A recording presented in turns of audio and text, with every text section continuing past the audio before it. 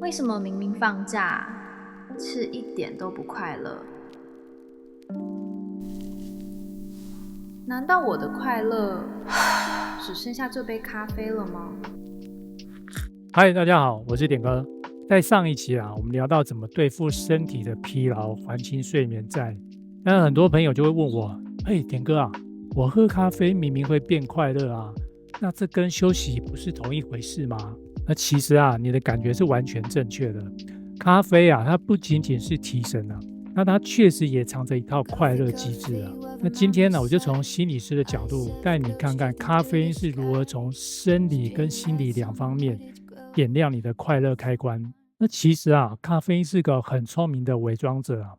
那我们的大脑里有一种想睡觉的分子叫做腺苷，那当它累积到一定的程度就会去占领一个特定的座位告诉你我累了，该休息了。想知道咖啡因跟腺苷的关系吗？可以点击这里回看我们咖啡睡眠第一集，了解咖啡因是你的朋友还是敌人。但是简单的来说咖啡因的化学结构长得很像腺苷，所以它会抢先一步霸占这个座位那腺苷没座位可坐的时候，就无法发出想睡的指令。所以你的大脑不是真的不累，只是因为咖啡因帮你把这个疲劳的讯号挡住了。那同时这一股清醒的感觉会刺激你的大脑分泌出多巴胺，也就是我们常说的快乐激素所以这就是为什么你喝下一杯咖啡就会感到心情变好。那咖啡因它不只会影响多巴胺的分泌，它还有另一个更深层次的秘密。就有研究指出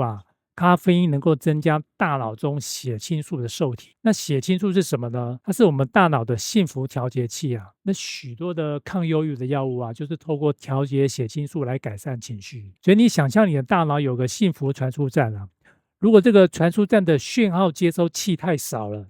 你幸福的需要就无法有效的传递而咖啡因的作用就像是帮你的大脑多装了几个幸福天线，让你变成天线宝宝吗？都很像是反正就是会让你的大脑对快乐的讯号变得更敏感，从而降低罹患忧郁症的风险。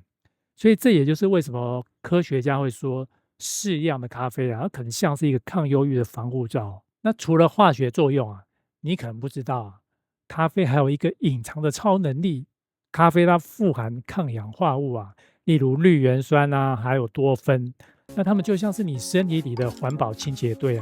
能够帮助身体清除因为压力和疲劳产生的自由基，减少发炎的反应科学家就发现慢性发炎还有忧郁情绪有很强烈的关联所以当你在喝咖啡的时候，你不仅是在提神那也是在从生理的层面为你的情绪打扫消炎。所以这也是我们感到身心舒畅的原因之一。看到这里你就会发现咖啡的快乐不只是来自化学的反应，它更是一种有意识的选择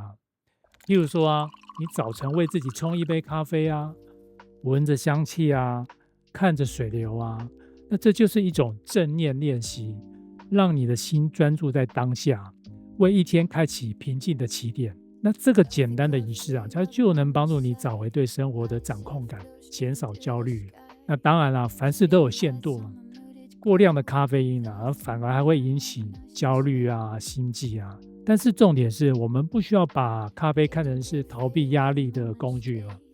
而是一个有意识的快乐选择。毕竟